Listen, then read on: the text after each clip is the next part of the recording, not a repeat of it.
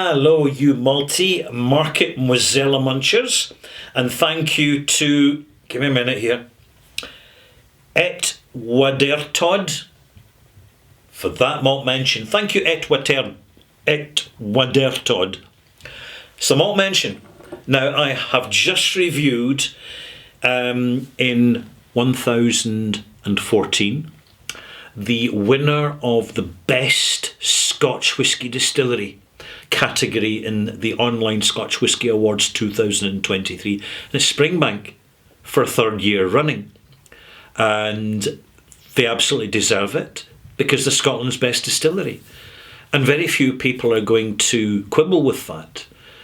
Some people might say, hang about, Ralphie. Macallan are the finest and greatest and best of the best of the best. And if you believe that, you're really subscribing into a false narrative as dictated by an over-rewarded, hyped-up marketing extended platform. In other words, you're listening to fake news. There we go. And in this review, 1014 Extras, I am going to talk about comparing Springbanks. You see, Springbank are an inefficient producing whisky. And I really want to kind of, as I compare two whiskies, as I compare an old bottling that opened a number of years ago, the standard 10-year-old, with a bottle that I was able to buy recently, because I was just at the right place at the right time. And it's the 10-year-old. Again, they're both 10-year-old. One's at 46 and one's at cask strength. And this is the Palo Cortado matured Springbank. And I know that a number of you are kind of really interested to get my impressions of it. And we start with the fact that whatever you get from Springbank, it will vary. There will be batch variations, but the batch variations will be in taste and form and not so much in a deterioration in quality. If there's any if you notice any lesser quality Springbank, though there's a very simple reason for that you've gone out and been fortunate enough to buy an absolute exceptional bottle of Springbank, and they do exist. They are out there. All Springbank's good. I've never had a bad one yet. There was a time in the 1990s when the distillery was shut, and when it reopened, unfortunately, they did buy in some poor quality casks and get some poor quality results. But that problem was very soon rectified when they brought in a new manager called Frank McHardy, who is now, frankly, a legend in his lifetime. He really turned that distillery around. And its reputation now as a hub of Scotch whisky excellence has got a lot to do with the professionalism and the focus of the individuals involved. They have a really good team there, and it shows, and we know. So, my take, and it is my take, it is my opinion, I'm really enjoying this. It's a thoroughly good whisky. I bought it at a very affordable price because Springbank don't hype up their prices, although the speculators, flippers and the disingenuous money shakers in some retail outlets around the world, they certainly do hike up the prices because they're greedy. And when you come across these individuals, you start to boycott the business. It's the way you deal with it. Simple. Keep it simple. But here's an old Springbank, because see, when I open a bottle of Springbank, I never rush it. I'm never, ever in a hurry to finish a good bottle of whiskey. Because what happens, if you're drinking it too often, your palate gets too used to it. So you want to take it slowly. Now, this has been open about 3 or 4 years, and I'm not even halfway down the bottle yet. So I occasionally have a wee dram, I pour a glass, I put some water in. It instantly goes Scotch misty, because this is an authentically unchill filtered whisky. not a hyped unchilled filtered whiskey. Some other brands out there, particularly for the big companies, they'll tell you, oh no, we don't chill filter out whiskey. In fact, this is the unchill filtered version. But all they're really saying is that when they shoved the whiskey through the chill filtration machine, they did it with the power off, so it wasn't actually chilled before it got brutally processed with the filtration device. So they're not lying, but they're deceiving you with being economical with the truth. It's a very British thing, that. Technicalities, they call it. Little tricksy, twisty technicalities, very much part of the culture. If you're British, you'll know exactly what I'm talking about. And this is what marks Springbank this is what marks its status, is the complete lack of pretension and fakery and fiction factory stuff that surrounds this brand. You only have to visit the distillery to see for yourself. It's open to visitors, but I would advise you to make an appointment before you go. Make sure you book a ticket for the tour. And if you don't see much in the way of Springbank whiskey in the distillery itself, just go the 50 odd yards down the road to the Cadenhead's shop, and you may find that the Cadenhead's shop stocks more bottles of Springbank than the distillery itself. Knowledge. I'm really lucky I got this. And it's a really enjoyable dram. They're both very different. It's a 10-year-old cask strength. The cask strength, of course, delivers the fullness of the experience, the rawness, the unpasteurised, unsanitized version of a really authentic signature that you get. And of course the casks are really good quality, because Springbank has some really old time-served contracts with their cask suppliers.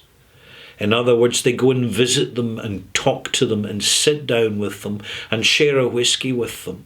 They don't just phone them up and say, we want 5,000 casks the day after tomorrow. That's not the way it works, particularly not with smaller drinks producers in the mainland of Europe. The small bodegas and some of the smaller bourbon producers in the USA, although they're few and far between. But this is it's a really interesting cask, because when you nose it, you get a wee touch of the Oloroso from it, but it's not as substantial and beefy and sweet or raisiny as you would expect from Oloroso. Palo cortado basically means in Spanish cut stick. And a cut stick is a way of marking a cask when sherry is being produced, primarily fino or amontillado or some variant, and the fermentation inside the cask creates a crust on top of the liquor called the flor, right? And it acts like an oxygen inhibiting blanket. It stops the air having full interaction with the maturing fortified wine. But now and again, for whatever reason, sometimes the producers really aren't quite sure, the flor will simply just disappear. It ceases to exist, and at which point oxidization of these fine and more delicate sherries starts to increase, and it starts to transmute from, say, a fino or a amontillado into something more akin to an Oloroso, and that's what you get with Palo Cortados.